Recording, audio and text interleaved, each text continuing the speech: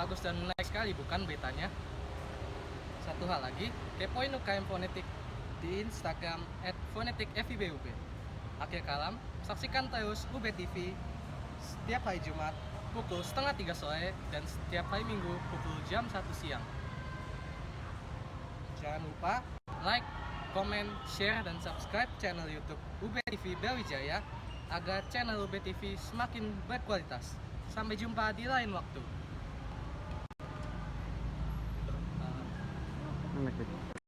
Fakultas Teknik Universitas Brawijaya menggelar Tech Talk dengan menghadirkan berbagai narasumber yang kompeten dalam dunia artificial intelligence. Kegiatan ini merupakan upaya nyata dari fakultas untuk membekali para mahasiswa mengenai dunia AI yang memberikan dampak besar bagi keilmuan di Fakultas Teknik.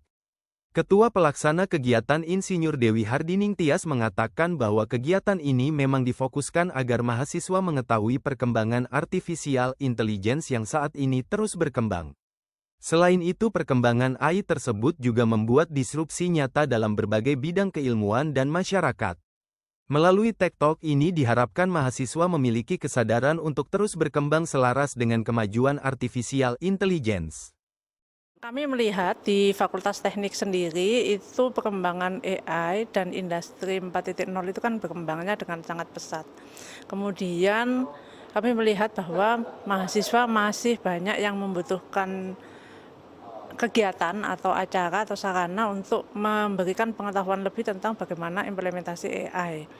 Nah, ketika kita mau belajar AI sendiri, sebenarnya di internet sudah banyak, tetapi belajar dari praktisi itu yang masih belum banyak kegiatan yang dilakukan di Fakultas Teknik. Sehingga kita menginisiasi kegiatan Tech Talk ini secara berseri, sebanyak 3 seri. Nanti seri yang pertama ini tentang industri otomotif, nanti yang kedua nanti ada industri migas, dan juga yang ketiga ada konstruksi. Gitu. Baik. Hari ini ada 250 peserta mahasiswa dari 8 departemen yang ada di Fakultas Teknik. Tapi karena topiknya itu otomotif, kebanyakan yang hadir hari ini dari teknik industri, teknik mesin, teknik elektro, dan juga teknik kimia. Kegiatan Tech Talk ini akan mengambil berbagai topik sesuai dengan disiplin ilmu yang ada di Fakultas Teknik seperti dunia otomotif, mesin, migas, arsitektur, kimia, dan lainnya. Mahasiswa diharapkan memanfaatkan momen tersebut untuk memperkaya wawasan dan pengetahuan mereka. Rektor Universitas Brawijaya Profesor Widodo beserta jajaran meresmikan gedung parkir baru yang terletak di samping Poliklinik Universitas Brawijaya. Gedung ini dibuat bertingkat sehingga mampu menampung kendaraan lebih banyak untuk mahasiswa, dosen dan sivitas lainnya. Wakil Rektor Bidang Keuangan Profesor Muhammad Ali Syafaat menjelaskan bahwa keberadaan gedung parkir ini merupakan sarana baru sebagai bentuk antisipasi dari makin banyaknya jumlah kendaraan. Gedung parkir ini diharapkan mampu menampung kendaraan sehingga lebih tertata, aman dan nyaman. Ya, pembangunan gedung parkir ini merupakan salah satu upaya dari Universitas Brawijaya untuk memberikan fasilitas kepada seluruh sivitas akademika, khususnya para mahasiswa yang tentu membutuhkan tempat berparkir yang nyaman, karena besarnya atau banyaknya jumlah mahasiswa dan keterbatasan lahan memang mengharuskan kita untuk membuat gedung parkir yang bisa bertingkat gitu. Dan ini merupakan salah satu pelaksanaan dari perencanaan yang memang sudah ada. Sebetulnya ada beberapa kantong parkir yang direncanakan untuk dibangun, gitu, tapi yang baru dapat kita wujudkan satu ini, ya karena juga terkait dengan persoalan misalnya perubahan gedung dan sebagainya. Jadi mudah-mudahan ini bisa dimanfaatkan dan menambah kenyamanan dari para sivitas akademika, khususnya mahasiswa soal tempat parkir. Mungkin dengan inovasi pakai gedung parkir ini kan bisa berapa lantai gitu. Mungkin rencana kedepannya itu gimana lagi akan dibangun lagi gedung parkir? Kita sebetulnya merencanakan ada di mana museum apa namanya itu di depan FK. Di depan FK itu, kemudian sebetulnya di depan FK itu kan masih ada gedung lama yang punyanya Poltek. Nah, itu sebetulnya juga kita antisipasi atau kita rencanakan untuk itu. Selain itu juga bisa saja kemungkinan kita lalu membuat tempat parkir yang di IMT T. Haryono. Jadi itu beberapa kantong parkir, karena memang ya lahan yang ada di kampus Kota Malang ini memang sudah sangat terbatas, sehingga harus ada redesign atau perubahan peruntukan yang tentu saja diharapkan tidak mengganggu fungsi ruang terbuka hijau yang saat ini ada di Universitas Brawijaya. Untuk kedepannya, kampus UB masih akan melakukan penataan kantong parkir yang ada serta menambah area parkir baru. Penataan ini akan dilakukan bertahap dengan memperhatikan ruang terbuka hijau yang ada di kampus.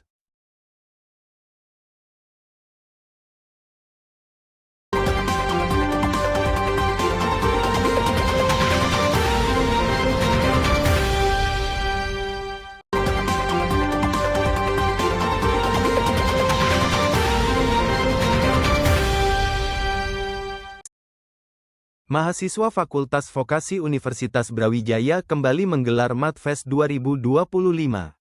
Pameran desain ini merupakan ajang bagi para mahasiswa vokasi untuk menunjukkan karya terbaik mereka selama mengikuti perkuliahan. Ketua Pelaksana MADFest Sarah Ayatila mengatakan bahwa MADFest tahun ini mengangkat isu sosial politik dalam karya mereka. Tema ini diambil untuk merespon dan menampung berbagai keresahan sosial hingga politik yang ada di masyarakat dalam karya desain. MADFest itu Malang Art Design Festival.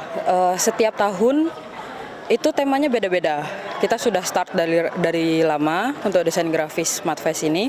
Untuk kali ini tema kita itu mengusung isu sosial dan politik, ya kan?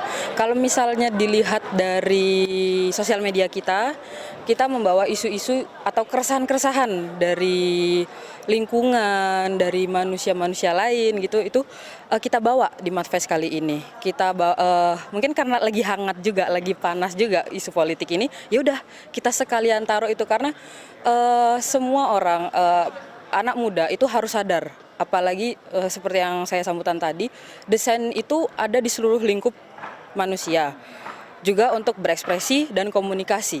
Nah, disinilah kita memanfaatkan dengan sebenarnya komunikasi itu dengan desain ini gitu. Oke, kalau boleh tahu tujuannya apa diadakan MADFest ini, kan di setiap tahun sudah ada kegiatannya dengan berbeda-beda. Mungkin di kegiatan tahun ini mungkin ada tujuan lainnya.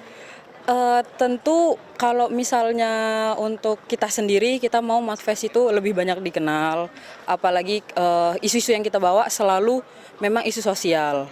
Mungkin kali ini aja ditambah isu politik, karena dulu kita bawanya isu mental health dan sebagainya gitu kan. Karena MADFest ini kurang, mungkin kita masih merintis, jadi kita butuh banyak exposure, butuh engagement yang banyak. Kali ini kita ingin kita lebih banyak dikenal, mungkin warga Malang dulu deh, nasional dulu deh gitu. Dari target kita memang sudah tercapai setengahnya, karena main event pun kita ada di Oktober. Tujuannya semoga sampai Oktober kita sudah punya exposure yang besar. Sarah berharap MADFest dapat menjadi ajang festival tahunan yang makin dikenal secara nasional, sehingga mampu memperkuat ekosistem ekonomi kreatif. Selain itu, MADFest juga dapat menjadi media bagi industri untuk bertemu dengan talenta terbaik dalam bidang desain grafis. Dalam rangka memperingati Dies Natalis ke-38, Fakultas Hukum Universitas menggelar kuliah umum dengan tema Formulasi Kebijakan Artificial Intelligence dalam Bisnis pada Kamis tanggal 5 Juni tahun 2025 di Gedung 5 Lantai 6 USM. Kuliah umum ini berfokus pada peran artificial intelligence dalam kehidupan bisnis. Perkembangan teknologi pada dunia bisnis tidak bisa dihindari, tetapi harus dimanfaatkan untuk keberlangsungan bisnis yang sedang maupun akan dijalankan. Dekan FHUSM Dr. Amri Panahatan Sihotang SSSH Mehum mengungkapkan dengan terselenggaranya kuliah umum berfokus pada AI ini dapat menambah wawasan mahasiswa dalam dunia hukum maupun teknologi. Ya, kegiatan ini merupakan kuliah umum yang bertujuan untuk memberikan wawasan ilmu kepada para mahasiswa yang sekarang ini kan AI ini kan sudah menjadi fenomena yang cukup berkembang di dalam masyarakat. Apakah dengan kemajuan teknologi itu manusia akan digantikan oleh teknologi di dalam berbagai bidang. Nah, khususnya di dalam bidang hukum. Para mahasiswa harus mengetahui adanya kegiatan ini. Artificial intelligence menjadi fenomena yang cukup berkembang di masyarakat. Dengan kemajuan teknologi saat ini, membuat sebagian orang berpikir apakah peran manusia akan digantikan dengan teknologi, khususnya di bidang hukum. Guru Besar Fakultas Hukum Universitas Borobudur Prof. Dr. H. Faisal Santiago SHMM menyampaikan mahasiswa FHUSM perlu untuk mempelajari teknologi artificial intelligence. Ini karena dapat menjadi mitra strategis dalam menjalankan hukum bisnis nantinya. Bagaimana dengan penggunaan teknologi, ya, khususnya artificial intelligence ini, bagaimana bisnisnya itu bisa berkembang dengan baik. Contohnya, bagaimana kita bisa menganalisa pembuatan kontrak hukum, bagaimana kita bisa melihat hukum itu yang bisa dipergunakan pada hari ini dan seterusnya, sehingga hari ini kita memperkaya mahasiswa Fakultas Hukum, ya, bagaimana dengan teknologi itu bisa menjadi mitra yang strategis bagi hukum di mana kita berada, khususnya dalam menjalankan kegiatan hukum bisnis. Para dekan baru dan lama di lingkungan Universitas Brawijaya mengikuti rapat pimpinan dan sekolah kepemimpinan yang digelar di Kota Batu pada tanggal 10 hingga 11 Juni 2025. Dalam sekolah kepemimpinan ini, para dekan mendapatkan berbagai materi yang terkait dengan program universitas dan transformasi digital. Penanggung jawab kegiatan Oscar Radian Danar menjelaskan bahwa sekolah kepemimpinan tersebut merupakan langkah strategis untuk menyamakan visi agar target internasionalisasi UB sebagai kampus 500 dunia dapat tercapai. Yang paling penting dan yang paling terutama bagi penyelenggaraan sekolah pemimpin UB ini adalah menyelaraskan langkah visi bersama yang tadi sudah disampaikan oleh Pak Rektor, Pak WR4, semua narasumber, bahwa tujuan utamanya adalah untuk kita bisa menyamakan langkah visi kita untuk menuju UB yang terus lebih melesat lagi, kira-kira begitu, yang lebih baik lagi, terutama momentumnya kemarin dengan dilantiknya dekan-dekan baru juga ya, dan juga termasuk dekan-dekan yang existing juga, yang artinya tidak melalui proses pemilihan dekan baru kemarin, namun semuanya kita undang karena ini merupakan satu kesatuan ya. Kalau terkait dengan UB sekolah pemimpin UB ini untuk kurikulumnya, memang yang paling utama untuk sekarang penekanannya ada dua. Yang pertama, menyelaraskan kebijakan program strategis di rektorat, rektor, wakil rektor, dan seluruh organ di UB dengan fakultas terutama, dan juga PSDKU, kira-kira gitu. Yang kedua, itu hari pertama fokusnya itu. Hari kedua besok fokusnya adalah terkait dengan kurikulum transformasi digital ya, karena memang fokus dari kita, salah satu fokus utamanya adalah transformasi digital, bagaimana enterprise architecture UB dan juga sistem informasi UB yang terintegrasi, sehingga harapannya para dekan-dekan baru dan seluruh pimpinan UB juga memahami terkait dengan transformasi digital ini. Dalam kesempatan ini para dekan mendapatkan berbagai materi dari para wakil rektor yang berkaitan dengan program unggulan UB serta berbagai diskusi untuk memperkuat visi dan langkah UB dalam dunia global.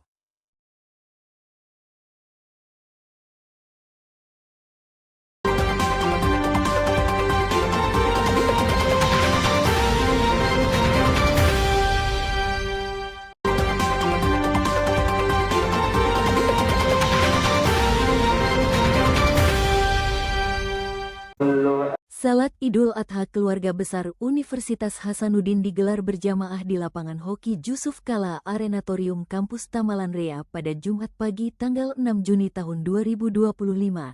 Kegiatan ini merupakan kerja sama antara pengurus Masjid Ikhtiar Kampus Universitas Hasanuddin dan Unit Kegiatan Mahasiswa Lembaga Dakwah Kampus Mahasiswa Pencinta Musala Universitas Hasanuddin.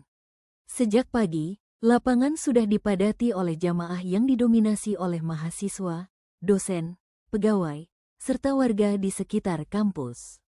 Pelaksanaan salat Id ini menjadi agenda rutin tahunan yang selalu dinantikan, tidak hanya sebagai momen ibadah, namun juga menjadi ajang kebersamaan dan silaturahmi antar warga kampus dan masyarakat sekitar. Adha ini diselenggarakan oleh pengurus Masjid Ikhtiar Kampus Unhas bekerja sama dengan UKM, LDK MPM Unhas, dan Masjid Al-Hizam.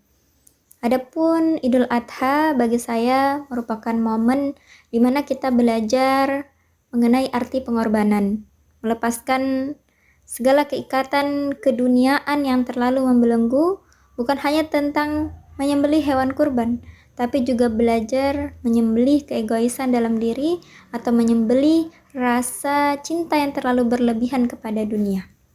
Pelaksanaan salat berlangsung dengan khusyuk dan tertib. Khutbah yang disampaikan mengangkat makna pengorbanan serta pentingnya solidaritas sosial, menjadikan Idul Adha tidak hanya sebagai momen ritual keagamaan, tetapi juga sebagai penguat kebersamaan di tengah masyarakat. Unit Kegiatan Mahasiswa Fakultas Hukum, LPM Vonis gelar seminar tahunan, Persgrading dengan mengundang Arif Suditomo, Direktur Utama Metro TV dan Dr. Abi Besman, dosen program studi jurnalistik Fakultas Ilmu Komunikasi Universitas Padjadjaran sebagai pembicara. Dengan membawakan tema refleksi peran lembaga pers di tengah dinamika sosial, menyikapi gelombang kabur aja dulu, LPM Vonis berharap acara ini dapat menjadi wadah refleksi atas peran lembaga pers dalam menjaga independensi dan kredibilitas di kehidupan masyarakat saat ini. Jadi sebenarnya motivasinya itu adalah ketika saya dan Vice Project Officer saya itu melakukan riset ke beberapa mahasiswa Fakultas Hukum, terutama tidak hanya di Universitas Padjadjaran sendiri, tapi juga di universitas lainnya. Bagaimana sih sebenarnya tanggapan mahasiswa-mahasiswi Fakultas Hukum ataupun representasi mahasiswa dalam menanggapi hashtag kabur aja dulu gitu. Tagar hashtag kabur aja dulu ini kan memang sudah sangat viral dan booming dari sebelum kami mengangkat tema ini dalam acara kami. Cuman saya ingin lebih mengklasifikasikannya kepada sebuah seminar dan workshop yang dimana apakah hashtag kabur aja dulu ini sebagai bentuk kekecewaan dari masyarakat kepada pemerintah atau hanya sekedar tren FOMO yang viral di sosial media, dan bagaimana peran lembaga pers sendiri terhadap hashtag kabur aja dulu, karena saya percaya bahwa tanpa adanya bantuan dari lembaga pers, hashtag kabur aja dulu ini tidak bisa se-booming itu di sosial media. Jadi saya merasakan bahwa adanya ketertarikan dan juga ide yang cukup bisa menarik mahasiswa-mahasiswi terkait hashtag kabur aja dulu begitu. Dr. Abi Besman menyampaikan pers harus bisa menjadi penghubung serta perpanjangan suara publik, dan dirinya juga percaya bahwa suara rakyat harus bisa didengar dan itu melalui pers. Sebenarnya kalau kita ngomong soal kabur aja dulu, ini kan sosial aktivis ya, jadi sosial media aktivism gitu kan, dan nggak ada yang pernah salah dari yang namanya keinginan publik. Kita harus melihat itu, kita merespon itu sebagai sebuah fenomena yang bukan dikritik oleh kita kenapanya, tapi kenapa itu terjadi. Kan? Pada saat kita bicara soal kabur aja dulu, mungkin mereka patah hati terhadap negara ya. Kalau kita konteks seperti itu, mungkin mereka juga kehilangan saluran buat berbicara. Mungkin mereka tidak melihat mereka sebagai punya masa depan di sini. Lalu mereka juga nggak ngelihat lagi bahwa yang namanya skill, terus intelektualitas itu tidak lagi dianggap, karena banyaklah sekali nepotisme yang membuat anak seseorang bisa jadi siapa itu kan itu membuat kita patah hati gitu kan. Jadi buat saya kita harus bijak dalam melihat kabur aja dulu gitu. Karena sejak zaman dulu orang kabur aja dulu kok dari Indonesia gitu kan. Cuman sekarang aja bentuknya sebagai sosial aktivis gitu kan. Jadi terserah. Itu adalah sesuatu hal yang harusnya bukan disikapi sebagai tidak boleh, tetapi justru yang ditinggalkan harusnya mikir gitu kan. Kita akan kehilangan banyak orang dengan kabur aja dulu ini. Dari Jatinangor, Sumedang, tim Divia Unpad TV melaporkan untuk UBTV.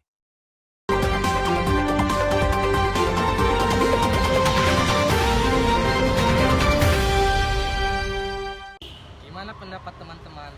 Sangat bagus dan menarik sekali bukan beritanya? Satu hal lagi, kepoin UKM Fonetik di Instagram @fonetikfibub. Akhir kalam, saksikan terus UB TV setiap hari Jumat pukul 2:30 sore dan setiap hari Minggu pukul jam 1 siang. Jangan lupa like, komen, share, dan subscribe channel YouTube UB TV Brawijaya agar channel UB TV semakin berkualitas. Sampai jumpa di lain waktu.